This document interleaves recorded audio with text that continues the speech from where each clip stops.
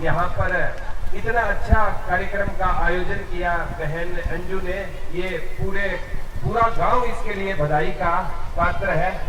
और सबसे इम्पोर्टेंट है, यहाँ पर बलराज जी कुंडू आए हैं और हमारे श्री राजेंद्र सिंह मलिक चेयरमैन हरियाणा युवा क्लब एसोसिएशन से आए हैं।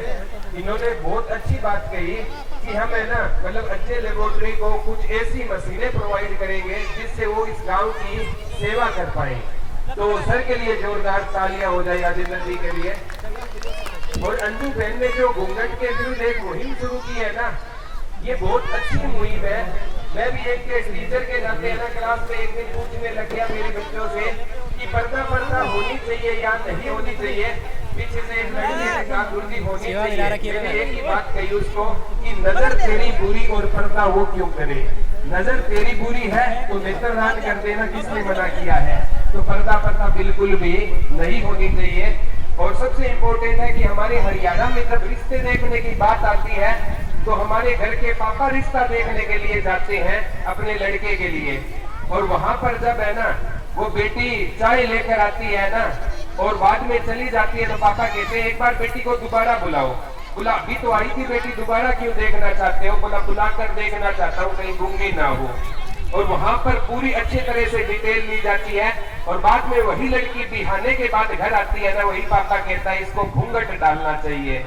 तो मैं ये कहता हूँ जब वहां पर सारी चीजें देख ली गई है तो घूंघट की जरूरत कहाँ पर रह गई है।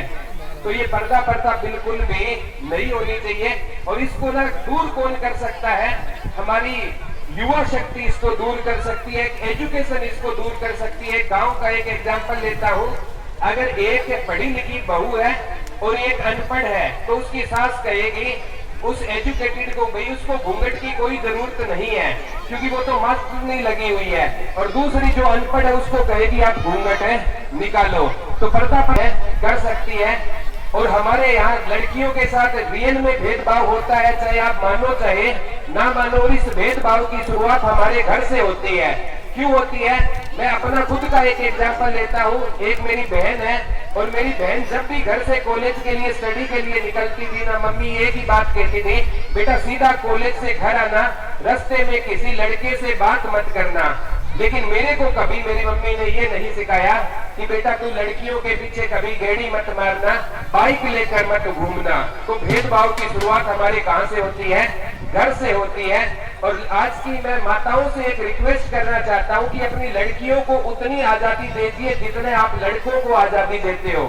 वो कर दिखाएगी, शायद वो लड़के कभी सपने में भी नहीं सोच सकते जितनी आपने ना अपनी बेटियों को आजादी उससे ज्यादा देनी चाहिए। मैं तो कहता हूँ लड़कों से बढ़कर उनको आजादी देनी चाहिए।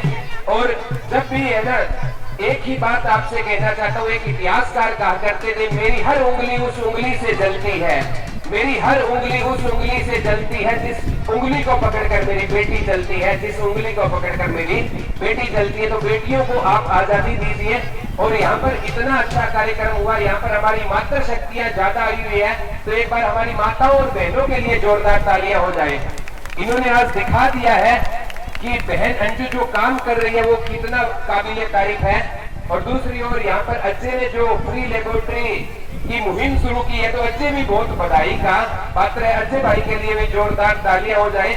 और बड़ी खुशी होती है, अजय भाई मेरा स्टूडेंट भी रह चुका है कि हमारे द्वारा पढ़ाए गए बच्चे कुछ मेरा योगदान, या ये तो रियल में मैं कहता हूँ मेरा कोई योगदान नहीं होता। जब बच्चा ये करता है अपने पास से करता है। अभी मैं मधुबन गया था, 464 सब इंस्पेक्टर लगे थे, लगभग 200 अपने स्टूडेंट थे।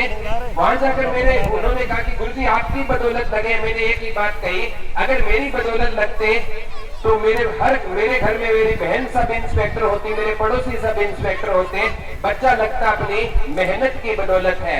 और आप सभी से मैं एक रिक्वेस्ट करना चाहता हूं, बहन अंजू को इतना सपोर्ट कीजिए। आपके गांव की बेटी अगर राष्ट्रपति अवार्ड तक जा सकती है तो ये बेटी कुछ भी कर सकती है। केवल इसको आप अपनी ओर से सपोर्ट कर, जैसे अजय भाई ने सपोर्ट किया है ना, आप भी अपनी बहन बेटी को पूरा सपोर्ट कीजिए। और अंजू के लिए एक बार जोरदार तालियां हो जाए। और अंजू की मैम भी आए हुए, अंजू मैम आए हुए हैं तो मैम ने बहुत अच्छी से अंजू के बारे में एक्सप्लेन किया। एक टीचर अपने बच्चे को हद से ज्यादा जानता है। तो अंत में आप सभी से एक ही लाइनें बोलना चाहता हूँ और उसके साथ अपने वक्तव्य को विराम देना चाहता हूँ। वही अंजू वाली बात है, लग चुकी तलब मंजिल की खुद को आग की भट्टी में झोंक देंगे। लग चुकी तलब मंजिल की खुद को आग की भट्टी में झोंक देंगे। ठोकरे कहती है मारा जाएगा मगर हौसले कहते हैं देख लेंगे, देख लेंगे। Thank you so much. जय हिंद, जय Bharat. Thank you so much GK भाई प्रदीप सर, आपका काफी नाम है।